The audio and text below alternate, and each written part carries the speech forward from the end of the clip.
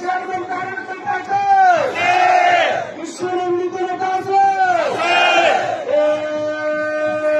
সেই নেতা তারেক রহমান, তারেক রহমান, তারেক রহমান। সম্মানীয় উপস্থিতি, আমাদের দক্ষিণ দিক থেকে 7-8 তারিখ এক বিশাল মিছিল আমাদের মাঝে আসতেছে।